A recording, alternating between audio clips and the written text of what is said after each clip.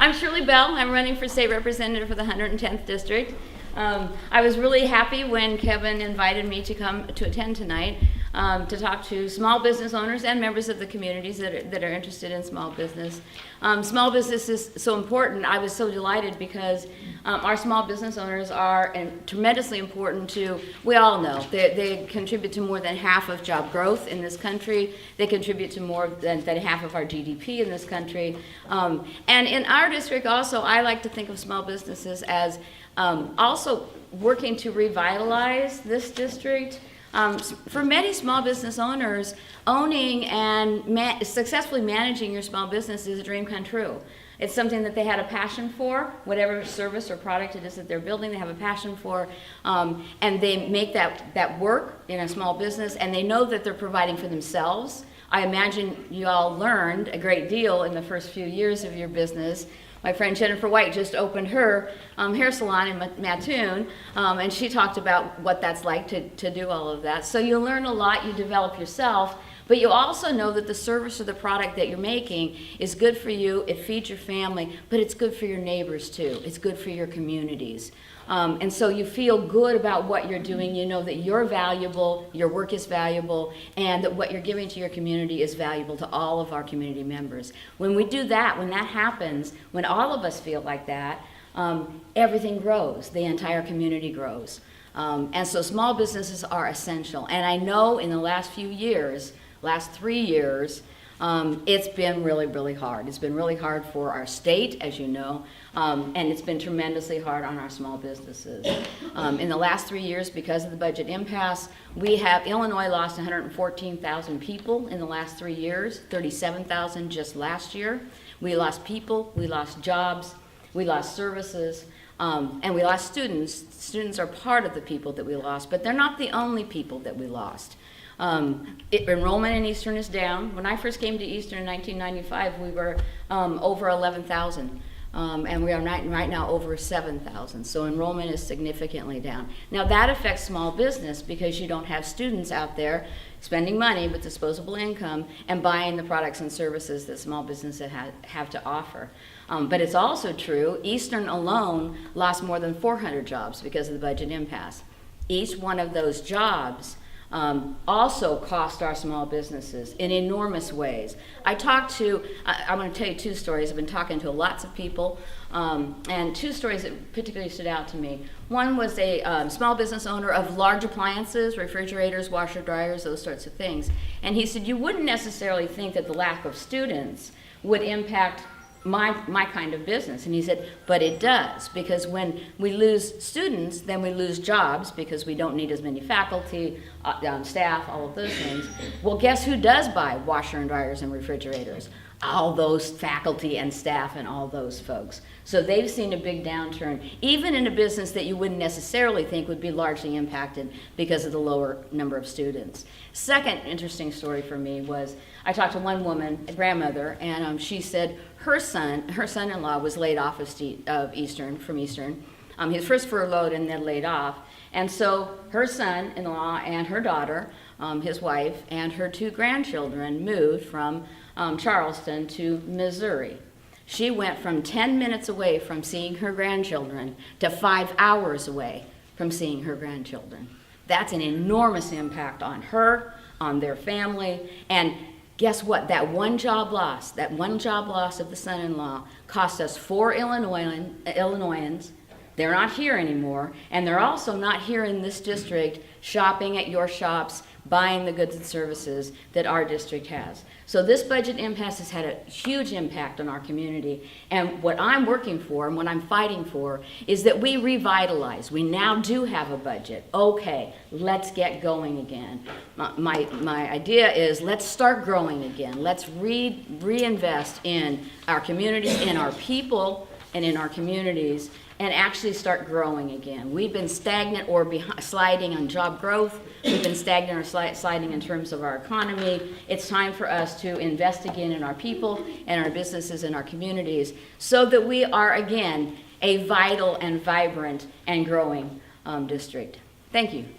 Thank you, Shirley.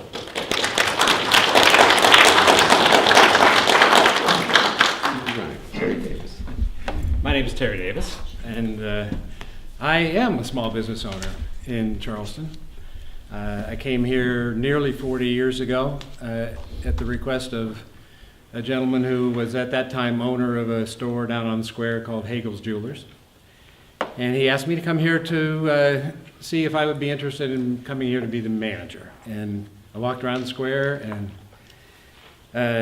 got a little thirsty and a little hungry, and I wound up going out onto Lincoln Avenue, and at the time there was this little place out there called What's Cookin'. Funky little place and run by a man and wife. And I thought any place that has strawberry bread this good and this wonderful vegetable soup, that this town's got to be all right. So I decided to move here. Took up residency and without knowing really anybody, wound up meeting a few of the people on the square. I have a little bit of a past as a musician. I was a professional musician for a few years. Went over to the Z's Music and I met him, and I went over to the Uptowner and met Mike Knoop, and pretty soon I had some friends. And over the course of the years, I have come to really believe that this is my home, and I'm really invested in the community. I've raised my family here. Met my wife Kathy. We have our daughter Elena. Raised my son Ian here, who is now a professor at Augustana College. He went to Eastern. I have my master's degree from Eastern. Kathy has her master's degree from Eastern. So we're really invested in Eastern.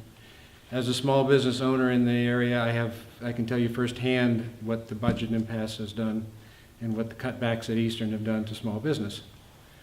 It's not pretty, and for that reason, when this opportunity was presented to me, I decided it was worth making the jump in and becoming part of, hopefully part of the solution, instead of just sitting back and complaining about the problems.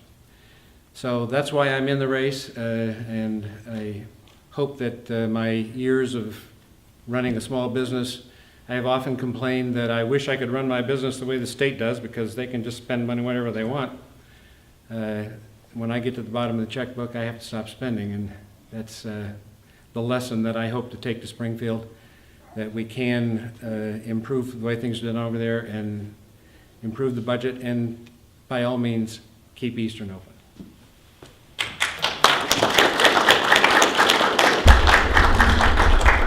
All right. Jonathan King. I can't believe it. I didn't come here knowing that I was going to speak on behalf of anybody, so I'm not going to speak on behalf of Chris Miller. My name is Jonathan Kay. I'm from Cumberland County, and I did run for this seat 2 years ago against Reggie Phillips, and it was a lot of fun. I would encourage everybody in this room to run for office. It's worth doing. Now, I will tell you this about Chris Miller. I have been friends with him for 25 years, and he's a good man. He's got a beautiful family, excellent work ethic, and he's a small businessman as well.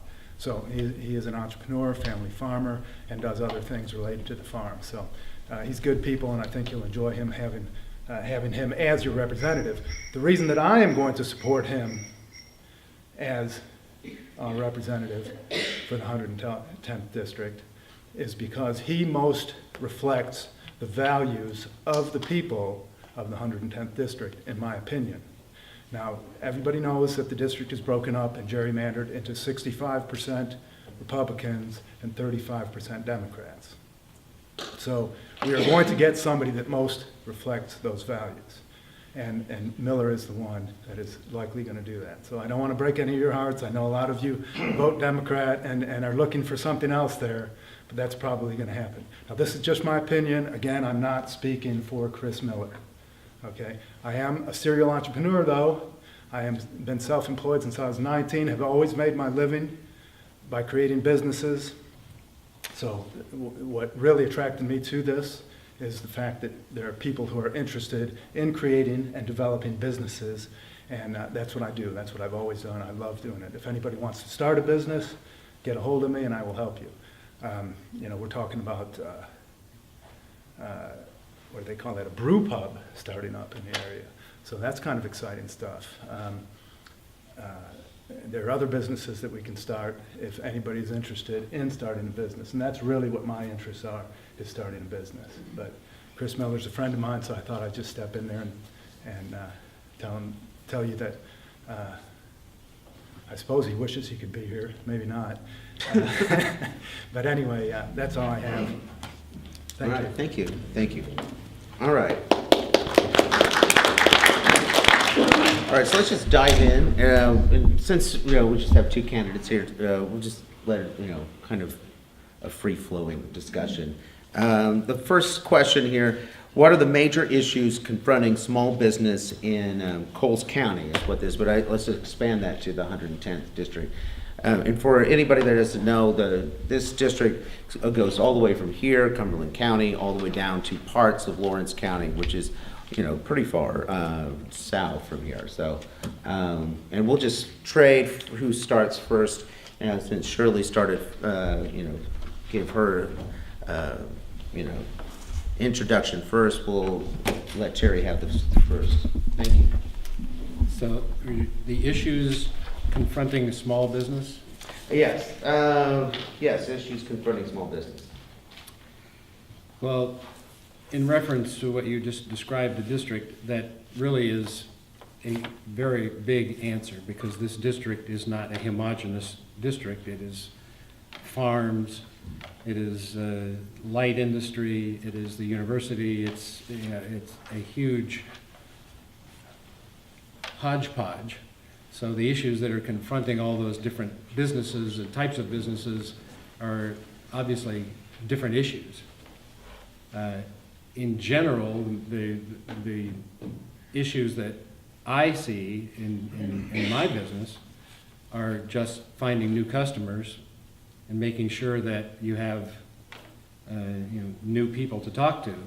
And as the population, not only the student population, but as the other population people start to flee Illinois because of the oppressive tax situation, and businesses leave because of the workman's comp situation, it creates an overall negative effect on all kinds of businesses, no matter what kind of business you have.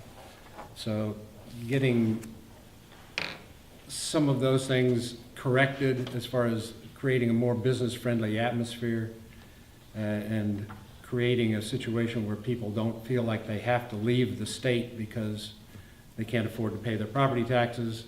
Those are all issues I think that will have a good, an overall positive effect on business if we can reverse that trend. Thank you. Shirley? Well, actually, research indicates that among the major, Terry mentioned some of the major issues.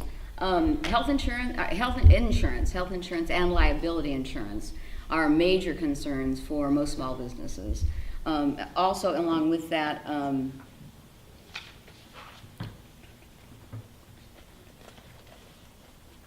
locating qualified workers. And this is a problem. I've talked to both the vice president at Lakeland College and both mayors in Charleston and Mattoon. And I also talked to Dale Ryder for a couple of hours last summer. And all of them indicated that businesses in our district indicate that they have trouble locating qualified workers. And that is really important because my solution to that goes back to education. If we start providing education, pre-K through higher education, but by higher education I also mean expanding apprenticeship programs and targeted training programs so that we fit our workers, we educate, provide the knowledge, skills, and abilities of our workers to fit the needs of our district, then we have full-time employed workers in good jobs with a livable wage, and we have businesses that can have qualified workers and a qualified workforce. There's a huge big, if you look at the census data in this district, they'll tell you what the employment rate is and what the unemployment rate is, and then there's this big other category, and the other category are people that are between 16 years old and 54 years old who are not working and also not looking for work. Now some of those people are stay-at-home moms. We have a few stay-at-home dads, one or two, not very many, but a lot of stay-at-home moms, and also people with disabilities who cannot work. But there are also a whole number of people who would like to have a good job with a livable wage, insurance, benefits stable. So they're not hired, many of the temp agencies, they hire them for 39 weeks, they let them go, and then they rehire somebody else. Well, that worker, it's hard to invest in a job if you don't believe you're gonna have it after 39 weeks. So if you want workers who invest in their job, take pride in their work, we need to make sure they're qualified, they can count on the job being there. So locating qualified workers, that's something that we can do that will help the people, the workers, and will also help the small businesses in this area as well. There's also an indication that energy costs is an issue for small businesses, rising energy costs. And so that also can be met by, again, expanding our energy resources. Continue to use, we have coal and oil in this district, but we need to expand renewable energy resources as well. And I've heard just recently there's somebody in Urbana who's working on a solar panel manufacturing plant. There's also somebody up in the northwestern part of Illinois, a rural area, looking at a solar manufacturing plant. The great thing about that is it's a new business. It will provide, solar is cheaper. It's the cheapest source of energy. It's clean, which is great, but it also provides good jobs. Installing those solar panels requires education. It requires training. We can do that. Again, community colleges are doing that sort of stuff, so we could actually train people for good jobs. And again, what you're doing is growing both the people and the community through our small businesses. Okay, let's bore down a little bit on the small business tax problem, because like with property taxes, that's a local issue.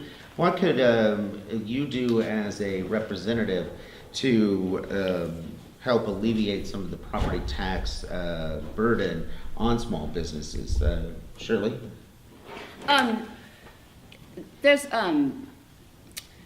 I'm always frustrated with the way that this issue, the issue of revenue, both for small business and for the state in general, gets pitched. It gets framed as an either-or issue. So what are you going to do? Are you going to raise taxes in order to raise revenue for the state, or are you going to cut spending, by which they mean cut services? There's another thing that we could do. I believe that come November we will have a different governor, and when we do have a different governor, we are very likely to be able to start actually working on a progressive tax rate. And if we develop a progressive tax rate, then the very rich in this state will finally pay their fair share. I believe that the people who benefit most from our state should contribute most to our state. And if we did that, if we get a progressive tax rate, then actually people that are making less money will get a tax cut, and the people that are making a great deal of money will actually be paying their fair share for the first time. And so then you don't have to pit, do we raise taxes or do we cut spending or cut services? Okay. Terry? This is about property tax. Property taxes, I thought that's Okay. where we were.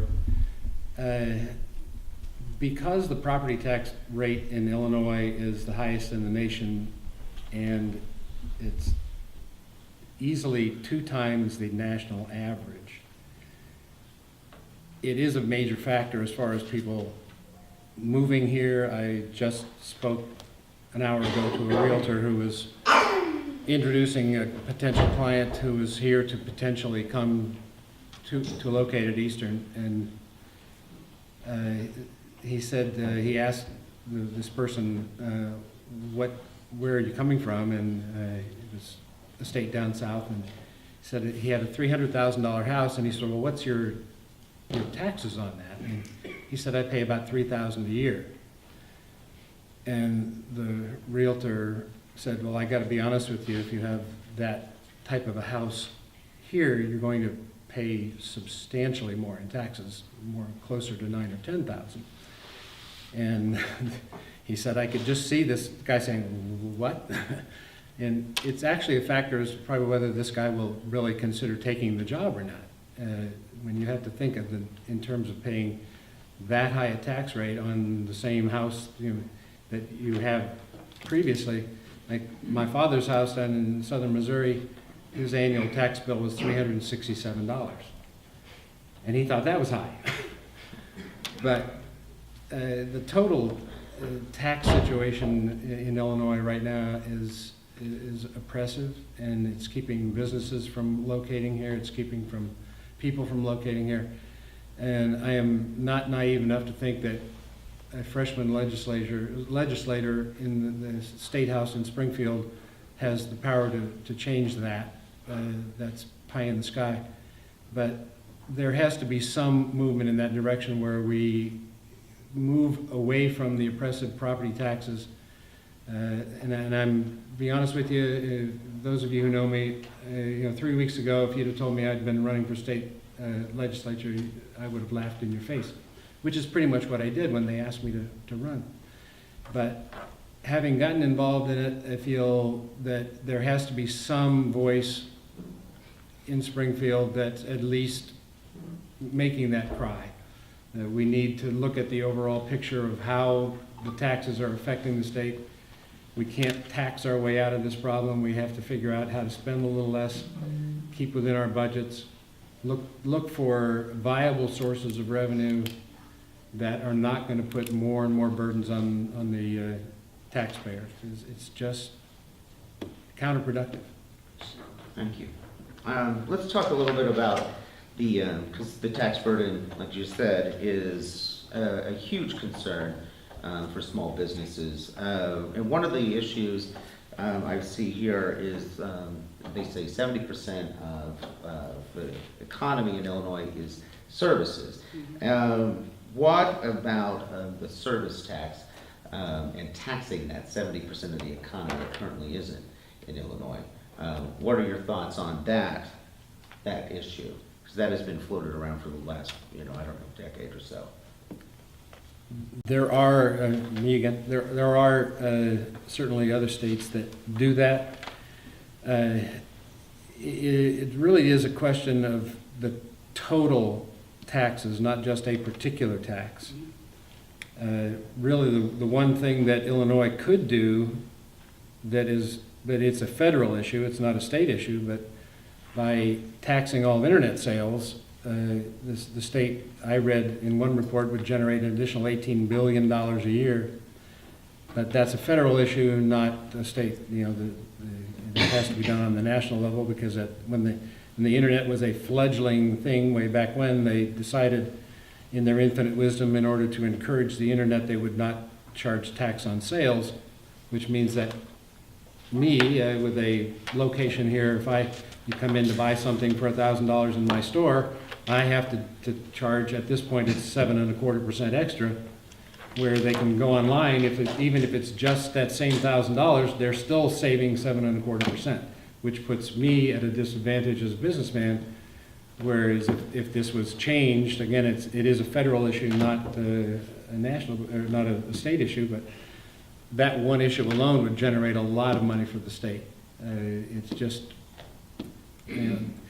for some reason, on the national level, they do not have the initiative to do that, and we've been pursuing it since I was president of Illinois Jewelers Association 16 or 18 years ago. We've been pursuing that issue on a national level, and just can't seem to get it done. So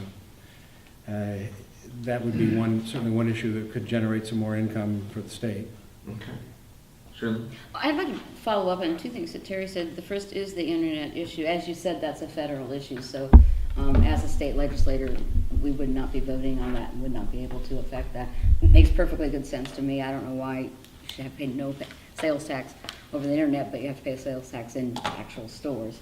That makes sense. But you also mentioned that it's actually, if you're going to take a look at the tax burden for small businesses or for individuals, you have to take a look at the total tax burden. And you had said that the property tax rate was 2 times the national average in Illinois. But that's not the case with all of the taxes.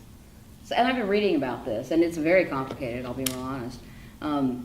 So when you take a look at the total tax burden of people in Illinois, do you have any idea of what the percentage is? It's not 2 times the national average. I don't have a number for you, but we are among the highest total tax in the nation. I don't know exactly what the percentage is. But We're among the highest in property tax. we're among the highest in total tax. Well, that's something I really want to follow up on. Again, I've been studying this, and it's very complicated because there's sales tax, there's property tax, there's a number of other taxes. With regard to the original question, it's true, 70% of our economy is based upon services, and we only charge taxes on goods. So we're only taxing 30% of our economy. If you started taxing some services, that would also share some of the burden from those who sell goods versus those who sell actually services. It is also true with any sales tax that it tends to hurt the poor and middle class more than it does those that are higher off. But I'm certainly willing to look at things like shifting some of that tax burden so that we're actually taxing what more of our economy is produced. Most of our economy is produced by 70%. Well, gosh, why are we not taxing any of that and we're only taxing the 30%? No, but there is a sales tax on those services. So you believe in a surtax to that sales tax? There's a sales tax on, Services are taxed on the level that they are rendering. You pay for the service you receive, and there is a tax on that service. No. not in Illinois. There's sales tax on, Only some services. See, Most services are not taxed in Illinois. No. there's no sales tax on Most services. Yeah, It's- there's no It's weird. It's by individual service. Some services are taxed, most services are not. Yeah. We tax fewer services. That's Right. true. For And again- example, if you bring a ring into my store, if I use parts, the parts that I use to size that ring are taxable. If you bring in a ring that just has to go down in size and I'm not putting any parts in it, then it's just the price of the repair. No taxes. That's right. Because you didn't serve. If it's just a service, there's no tax. Yeah, When I get my hair cut, I just write that's right. whatever. it says. When I, Tax and service. tutoring, there is no sales tax because it's a service. Yeah, it's pretty amazing. So this is the last question about taxes, I promise. All right, so progressive tax versus a flat tax. What's your position on that, Shirley? I already spoke to this. I'm very much in favor of progressive tax. Again, it's a much more, Illinois is number one. We're number one for having gone the longest without a budget. Until very recently, we were number one in the country for having the most unfair school funding formula. We've now fixed that thanks to SB1. And believe me, a lot of us called on that, and we did get that. That's good. But we've also been number one as having the most unfair tax code because it's not a progressive tax code. So the rich pay a flat tax, and we have, Illinois is also says this is the 17th largest economy in the world, not North America, the world, 17th largest economy in the world. Now a lot of that is in Chicago. We all know that. That's a great deal. They're a great producer of the economy, and so they benefit from that. But it's also true that means we have a lot of money in this state. And we already know, we have a number of billionaires and millionaires. And again, I fully believe people who benefit most from the state ought to contribute most to the state. And the people who have to struggle every day to make ends meet ought not have to pick up the tab for people who don't struggle financially at all. Okay. Terry? I have just actually begun to look in depth into the tax issue all the way around, but the one thing that I have found so far is that it is an incredibly interconnected system, so that if you affect this tax, you have to figure out how that is affecting all the other parts of the puzzle. And the flat tax proposals that I have seen only address income tax. And if you address only that part of the tax picture without looking at how that affects the other parts of the tax picture, you don't get a complete picture of how that is going to affect the situation. So I don't have, at this point, a complete enough picture to give you a yes or no or a thumbs up on flat tax, or because it's really complicated, and it really has to be looked at as a total picture rather than just that single part of the issue, because it all is interconnected. Okay, thank you. All right, so now we're going to go on to growing small businesses. Kevin, Yes.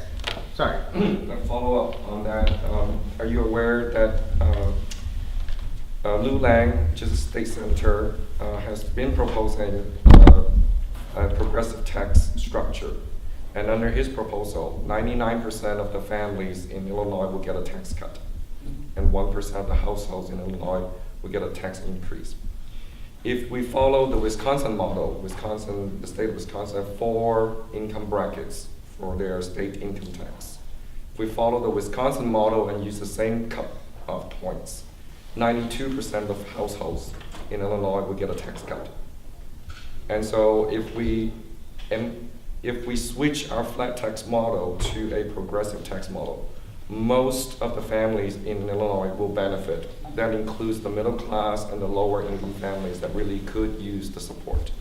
So I wonder if you are aware of these proposals and what are your responses to these? Because these are concrete numbers that we can use. They're not just hypotheticals.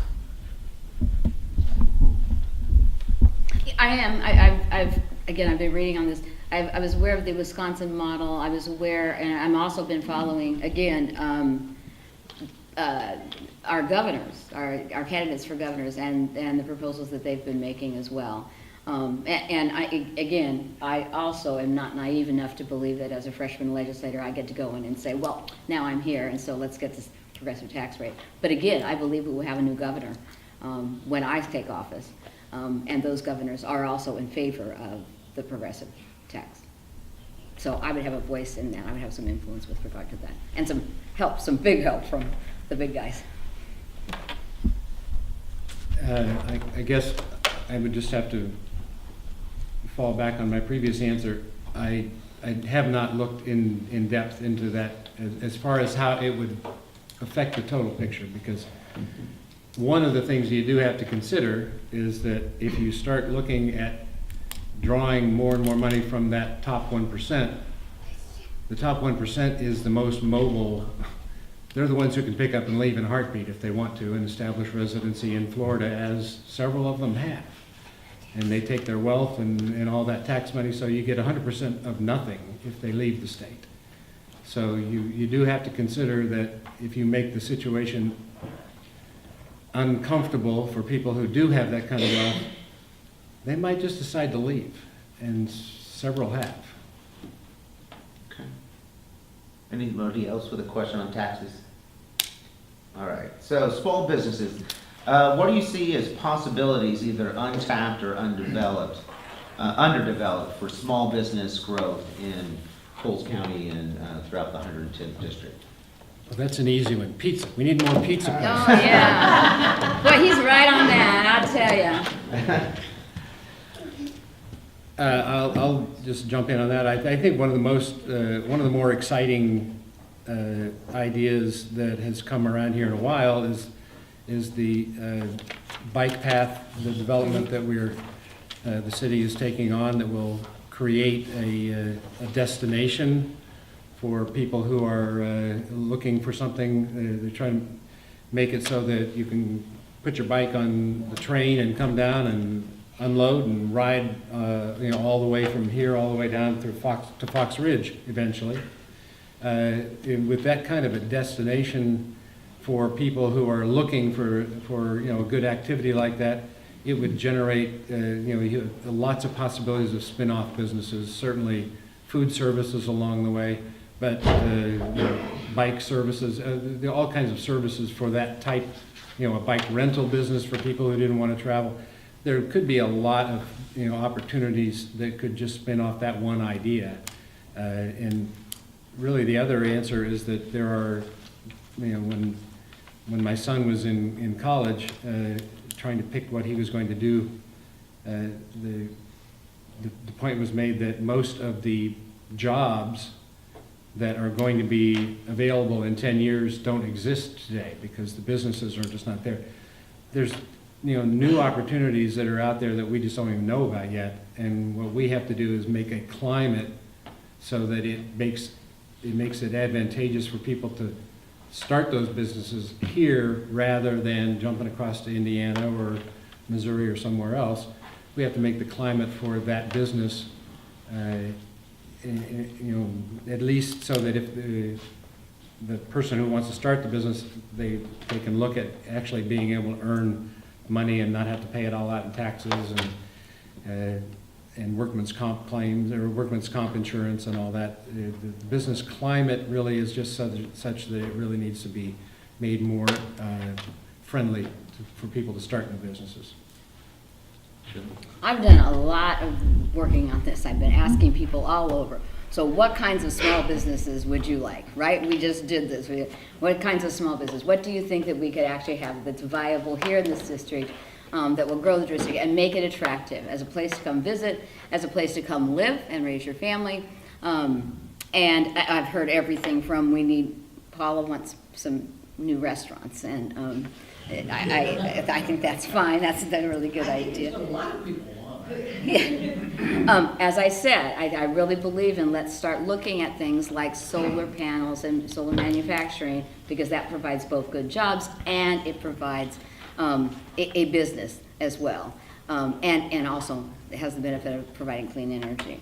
Also, we have Illinois is number 6 in the country in terms of a shortage of skilled trades jobs. These are our plumbers, our electricians, our carpenters, our masons. Number 6 in the country. There's a shortage all over the country. Many of the folks that have been doing this job are retiring, and guess what? We don't have new folks coming in and taking those jobs. But Illinois is number 6 in the country on this. Plumbing and those sorts of things. That's why, again, with education, these are good jobs, but they take training.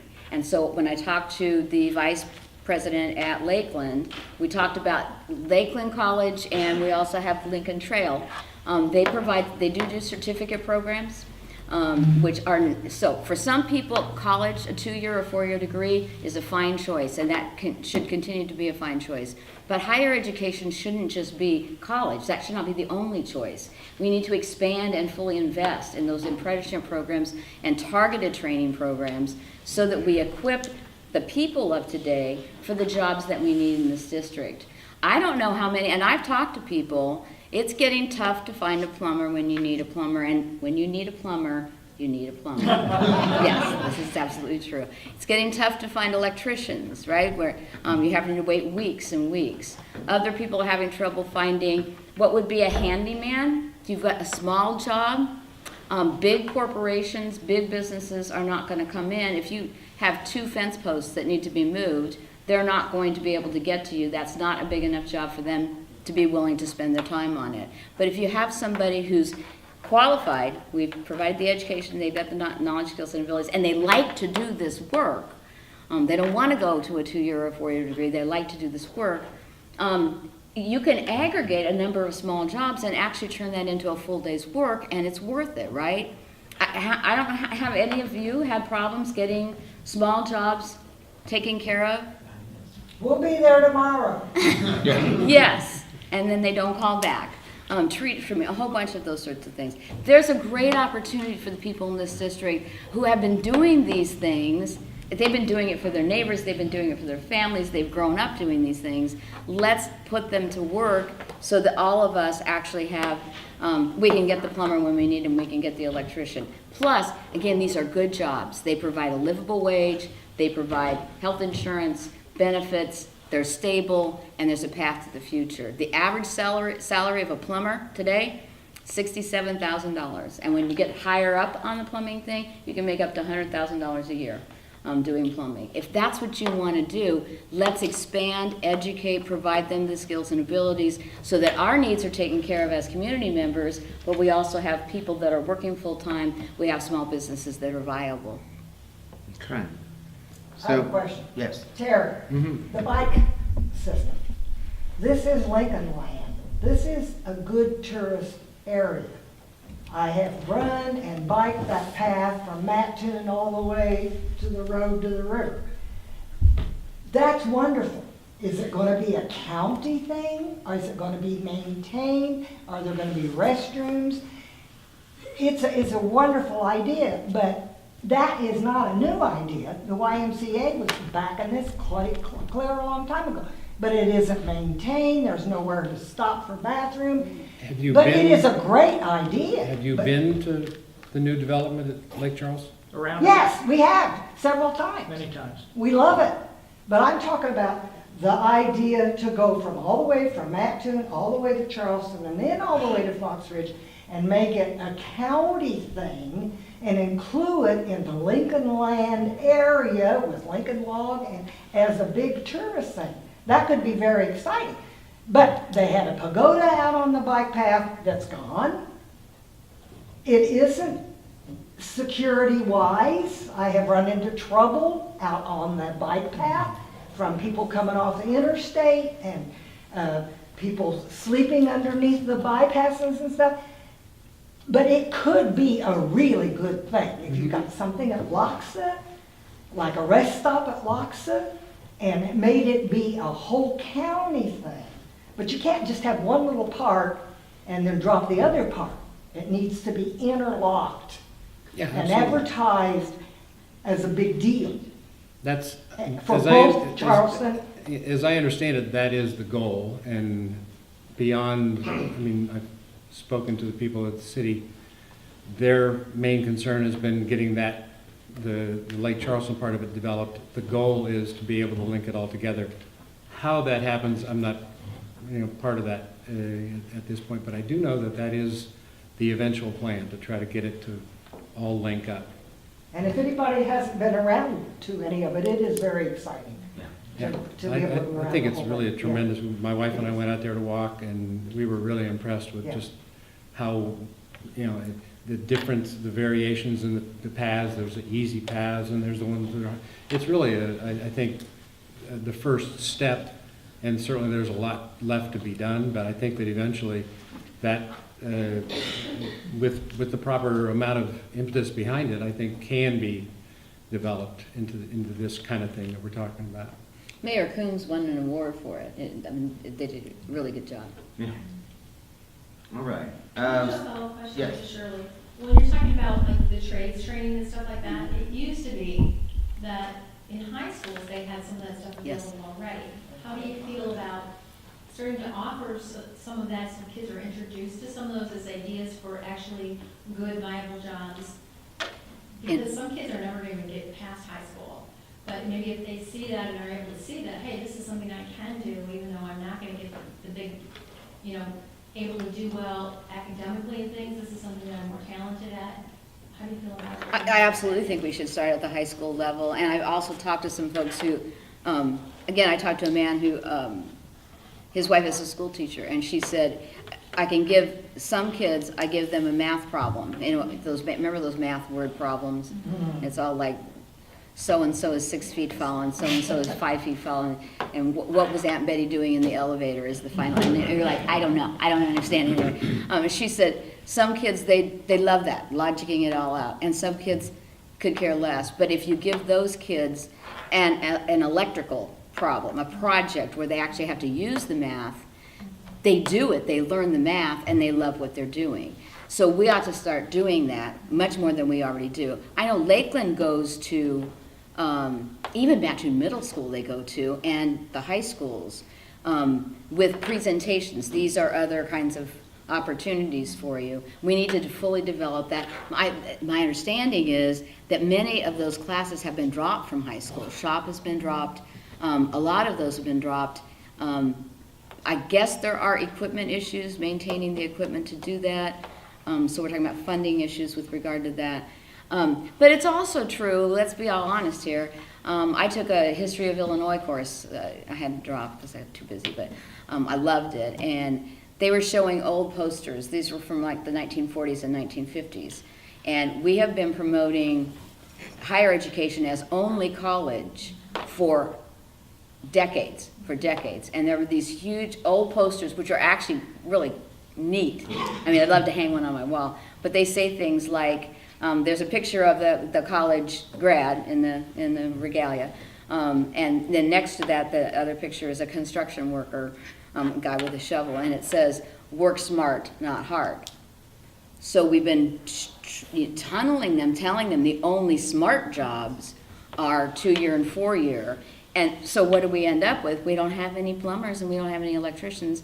And that is honest, dignified work. There's nothing wrong with that any day of the week, and it's, again, a good job.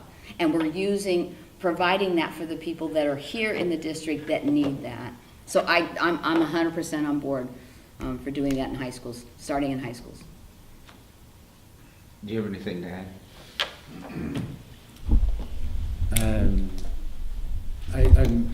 I believe that there is a distinct effort especially in the Mattoon schools, where they are trying to channel people in that direction and feed them into Lakeland. And that's an excellent way to go. I mean, we need skilled tradespeople. There's a definite shortage, and the more people we can focus in that direction and get them properly trained and into a job where they can earn a good living, the better. Right, great. All right, so let's talk about big business. I have a question here about how important is it for us to attract big business to the district? And I want to add on is like how, because some people mentioned we need new restaurants. Well, here in Charleston, we've had multiple restaurants open up and close in less than a year. We've also had so many businesses, small businesses, close this year. Can you talk about that relationship and how important big business is, and how to better protect our small businesses, and especially new ones that pop up, and because this kind of up and open the doors and then close them so quickly is such a it's such a problem. We'll start with Terry. Well, if I can parcel down what you opened up there, part of the problem with new small businesses is people are underfunded and they're not going into business with a realistic expectation of what's going to be involved. I quite often think if I had to start my business over again, it would just boggle my mind to think of the things that I would need to do in order to be able to start a business from scratch. I was fortunate enough that I had a business that was already there, and I was just able to grow it, and that's a little bit easier. But starting a brand new business, there used to be, and this is something else that's fallen by the wayside that I think was a really good program, was we had the SCORE program, where retired executives kind of volunteered their time to mentor people who were thinking of starting a business. You just don't know when you get this great idea and you think, I'm really, this is what I want to do. And people go into it without really adequately knowing what's going to be required of them to start a business and the amount of financing they're going to need. And that's what SCORE kind of did, was realistically had them look at the issues of starting the business. How are you going to fund this, and what's your advertising budget, and where are you going to get your financing, and what's your business plan, and all that. So a lot of small businesses get started with kind of a half-baked idea of, this is how I'm going to do it, and getting some good mentoring at that beginning process would solve a lot of those issues of businesses just getting started and then falling by the wayside because they don't know what they're really getting into. But back to your other question of big business, it's certainly a major factor in terms of overall growth. A company that will come in and employ 80 to 100 people is certainly going to be a major coup if we can attract that. The problem today is that every one of those businesses that's looking to relocate somewhere has 500 towns just like Charleston, Mattoon, offering them all kinds of things to try to bring them there. So what can we do that will make that company want to locate here? Again, I keep coming back to the same issues. Workman's compensation. I spoke to a gentleman the other night who managed, he's retired now, but he managed for the same company. He managed a facility in Indiana, and then he came over here and managed a similar facility here in Illinois, and he said that on January 1st of the beginning of the fiscal year, He said, we knew from day one that we were already $5 million behind the facility in Indiana because of workman's comp.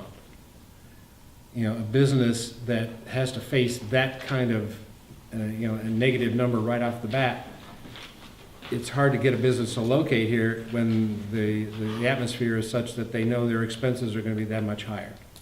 And unless you can offset that by saying, but in exchange for that $5 million, we're going to give you this much better this. But unfortunately, that isn't the case right now. So when we try to attract business, you have to look at the taxes, the workman's comp insurance, those things which are making it very difficult for larger businesses to come to Illinois.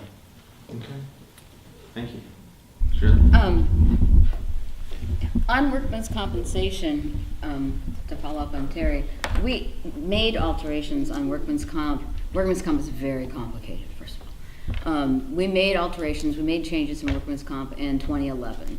And at that point, what we did is we said, it was something of a compromise, and we said basically that for the worker who is injured at work, we would no longer be attempting to make them whole. We would provide 66% of what their wages were for, I believe it was 150 weeks, 66% of their wages for 150 weeks.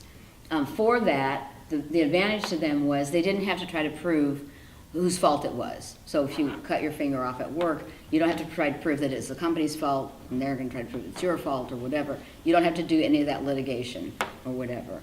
The small business then doesn't have to worry about being sued for liability.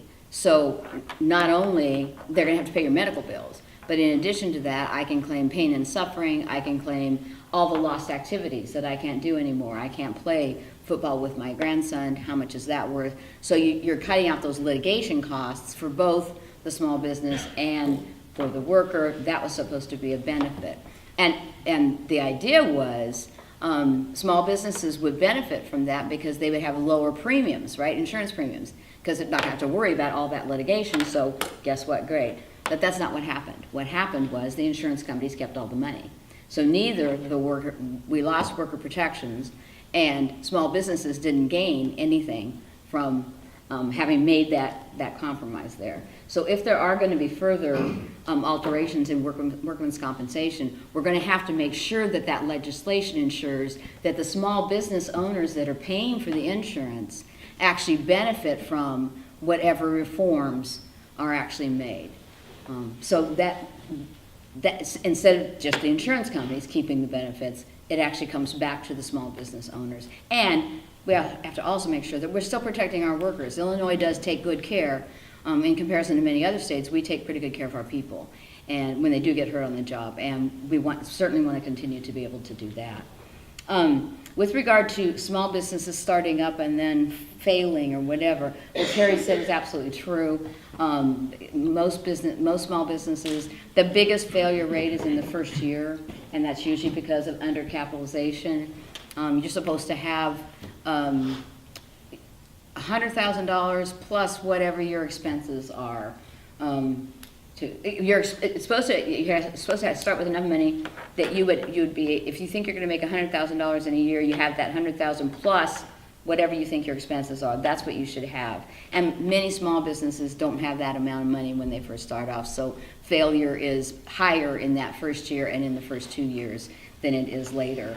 But I also believe that in addition to that, I'm not sure that we do enough good advertising, public relations advertising, for the kinds of programs that our city, county, and our state offer to small business owners to try to get them to start a new small business or maintain an existing one. And we do have a number of programs. We have the TIF programs, the tax incentive programs, which are given out for certain areas of development. Mattoon does it in certain areas of development, so you can apply for that kind of grant money. There are a couple of there's Advantage Illinois, and there's a program called EDGE as well, that provide for monies either in grants or the city or the county will help you out with remodeling, redoing a driveway, whatever, those sorts of things. And those are there, but I'm not sure that we advertise them well enough. Again, when Jennifer opened her business, she said, I didn't even think to check if there would be available, funds that I could get from the city to start my new business. So if we have these programs that are designed to help small businesses, but small business owners aren't aware of them, then obviously they're not doing any good. So I think we need to do much better in terms of that. I also know that a number of the businesses that you mentioned in Charleston that have started and then closed, a lot of that has to do with, again, Eastern's lack of enrollment. The Thai garden, many of you probably eat at the wonderful Thai garden restaurant. By the way, sorry to be the bearer of bad news, they're likely to leave. They're probably going to go back to Champaign. And they said it's because if Charleston stays the way it is, if we don't get more growth in Charleston, then it's just not viable for them. And that is very much a student. I mean, the students affect that kind of business very heavily right there on the Strip. And we do have better numbers.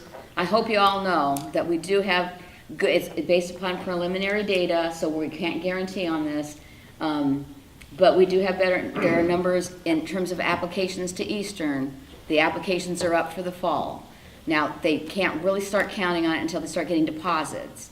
That's when they can start counting on what that freshman class is going to look like, but it's looking like it's going to be better than they originally thought the fall would be. So again, I believe we're coming back. I really do. We just have to make sure that our representatives help us to start growing again, help us do what I believe that we can do. With regard to big business, it's great if we get, and again, it does provide initially a great number of jobs, and so everybody's very attracted to that. But research does indicate that when we get big businesses, especially in areas like our own, they very often don't continue to maintain the major attraction. They also very often wipe out small businesses because people can go to the one-shop big store or whatever. And so they don't, and one of the great advantages of small businesses, you guys are closer to your customers, right?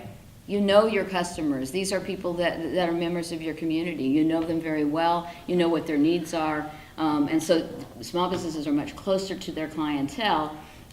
Big businesses are much more impersonal. And so it's not necessarily for our needs in this area.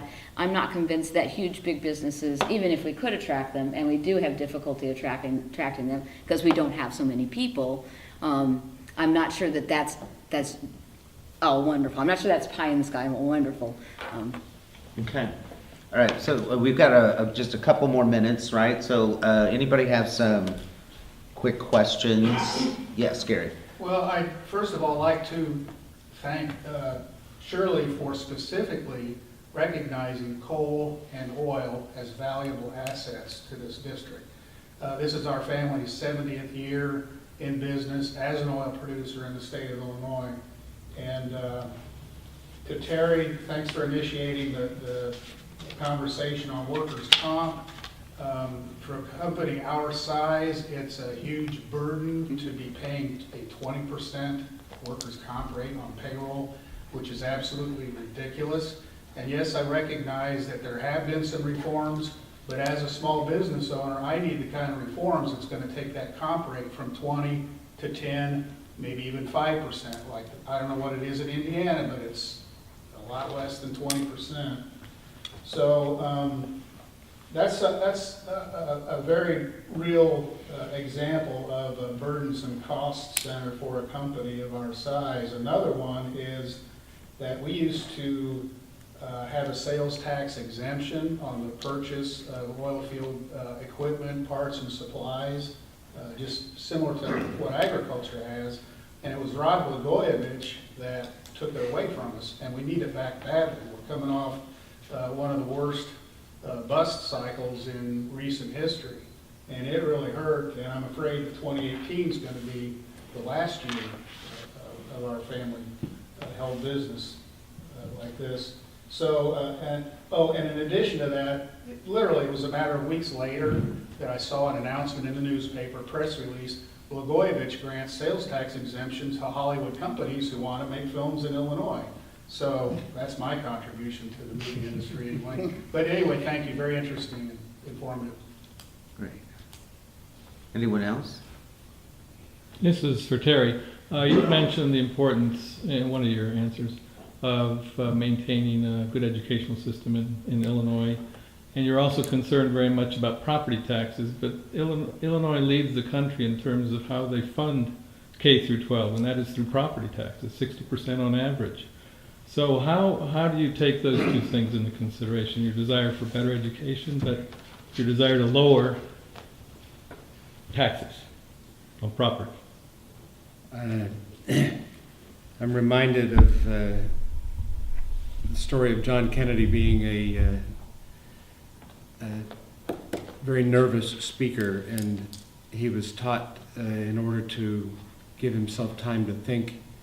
I think it was Pierre Salinger taught him to say, well, let me say this about that. So let me say this about that. Can you repeat the question? No.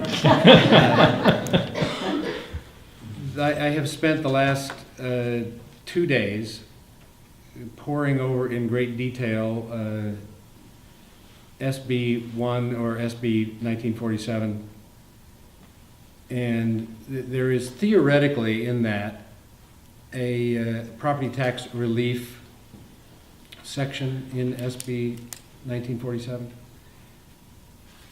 If it will work, I can't figure out how it will work. It's very convoluted. So the answer to where funding comes from is yet one that I don't really have an answer for. It's a very complex situation, and the fact that we are relying on property tax. I mean, Menard's bill is a restructuring of how the education or how the money gets distributed, but it doesn't really speak to the issue of where the money comes from. And that's what I was hoping that he had in that bill. But in 1947, I can't find anywhere in there that it actually changes the source of the funding. And that really is a problem. And there are other states around here. I'm looking right now into Ohio and their sources of funding, because they seem to have solved some of that issue. But to just be honest with you, I don't really have the answer as far as where to get the funding, how to change the funding. But it is at this point one of the major issues that I think will face the next legislature is how to get the burden off the property tax and still fund the schools. And I wish I had a better answer for you, but I'm just beginning that research, and it's a daunting task, because it's a tough system to deal with. The Bill 1947 does address the inequities of the funding from one district to another, where you have a district that has high property values, where they're able to fund their schools more adequately versus the areas where the property tax does not adequately fund the schools. It does identify, gap funding for those districts to bring them up to the same level, but I couldn't find anywhere in the bill where it actually finds any new sources for revenue. It just says the state will provide this. So at this point, it really doesn't seem to provide any relief for property tax. There is a property tax relief section in there, but I've read it several times and I can't find where it actually will provide property tax relief. Yeah, it wasn't designed to provide property tax relief. It was designed to address the inequity, as you just said. So that it held every district was, quote, held harmless. That means that every school district got whatever money they were already getting, so everybody got the same thing. That was why they had so much trouble fixing the inequity, because nobody was going to vote against their district losing money. So everybody got what they were already getting, and then districts with lower income districts would be given additional monies. And where are those lower income districts? Many of them are right here. We are a lower income district, and so all of the school districts in the 110th will actually get more money with this new funding than we got before. So that's how it addresses the inequity between higher income areas. And again, so zip codes will not be determining the quality of education our children get. And I also, I was in Lawrenceville speaking, and no, it was in Robinson I was speaking, and they have a superintendent, a new superintendent of schools who's running for re-election, and he talked about the importance, the absolute importance. He said, this is great, SB1 is great, this is going to solve the problem, we have to make sure that it is fully funded. And he said, well, it will be this year because we just passed it. And he said, it will be next year because next year is an election year, and everything's passed in election year. But he said, we need to stay on top of this, so those of us who fought so hard and called and called and called and called, our representatives, we need to stay on top of it so that the year after, so that that full funding for the lower income districts continues to be provided, so that our kids receive a good quality education as well. Okay. Just, this actually piggyback, this is the last question I have. And vouchers, yes or no, and why? Make it succinct, okay? Thank you. Free? Sure. As you know, in SB1, also in order to get it passed, and you do know Governor Rauner was running that sorry, not so succinct, huh? Governor, he was running this ad. He was talking about how he's given more money than any other governor to the school districts. He vetoed that bill. He vetoed it. He's up there telling us how wonderful he is. He vetoed it. And the only way they got to override the veto was by including the $75,000, I believe, and what are akin to school vouchers. It's a tax credit for parents who want to send their children to private schools. That's how they got it passed. Many people are unhappy with that because when we ask the people that are paying for public education to also then pay for the private education, then and if you go very far with that, you pretty soon end up gutting the public education system and the quality of education for most of our children who cannot afford to go to private school. So many people have some difficulties with that. Terry. Yeah, the issue, as I understand it, with the bill as far as the veto, was that the Chicago schools, which have a separate retirement system, there are 5 state retirement systems, but the Chicago schools themselves are not part of that. They have their own separate, and they have incurred their own separate unfunded debt. And the bill, as it was originally set up, was going to absorb all of that Chicago retirement pension system debt into the state, which the governor said, no, not going to go for that. It's their debt. They need to take care of it. So the issue, as I understand it, was that was the hitch that he was trying to get around. The voucher system is one that is another one of those very complex. It's you give something here and take it away over here. It's a game of now you see it, now you don't. The idea that you can take funding away from the public schools and not hurt the public schools doesn't make any sense. But they try to cover that up by, well, we're going to give you this. We're taking this away, but we're going to give you this. It's a shell game as far as I can see. And the idea of taking money away from the public schools, I mean, I came up in the public schools. I owe where I am to the public schools.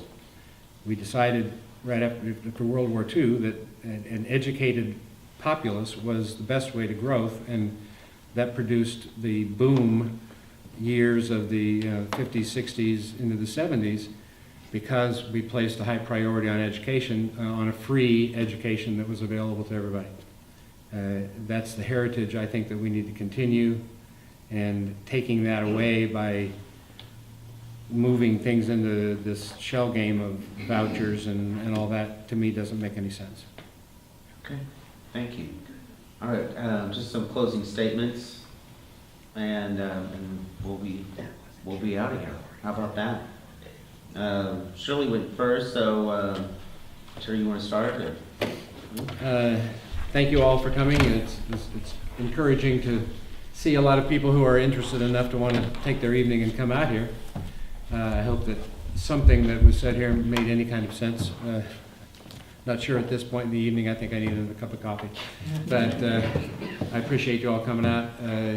And down the line, I hope that you'll be able to come out again, and we'll ask some more questions and cover some more topics and try and make some more sense out of things. It's a complex.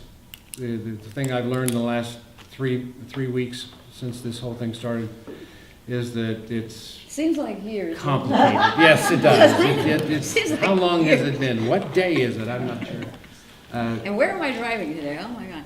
Yeah, but I really encourage you all to stay engaged, and whoever winds up in the State House, stay on them and make sure that they're held accountable. Your representatives are supposed to be that way, and I hope that should I be so fortunate as to be that person, that I can maintain that and carry your message to Springfield, that we need to change the way things are done over there and make it work again.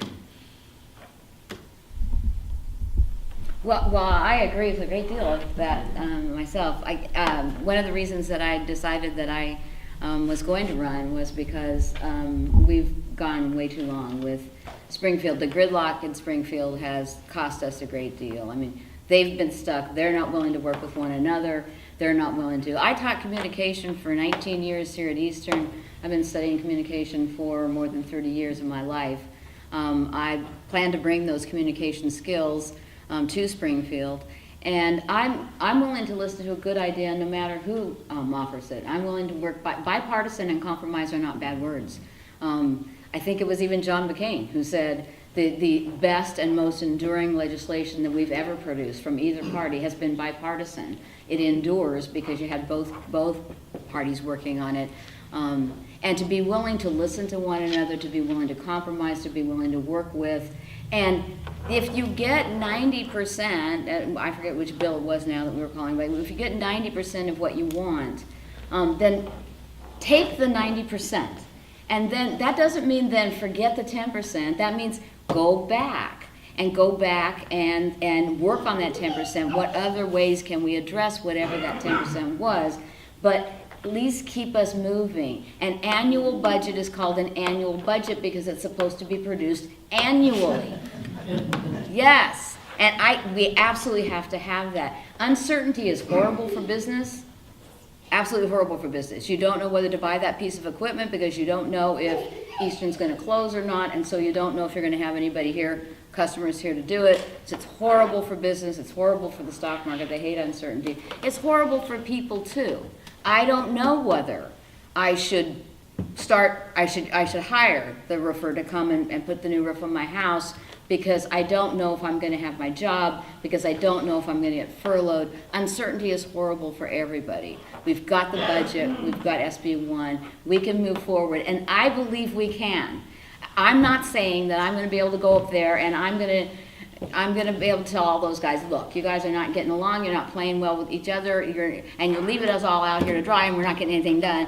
I'm not saying I'm going to be able to fix everything, but I'm going to give it my damnedest. I'm going to try real hard, and I'm going to try my best to make sure that your views and our values and our concerns have a voice up there, and I'm willing to work with them. I'll tell you what, I am not immovable.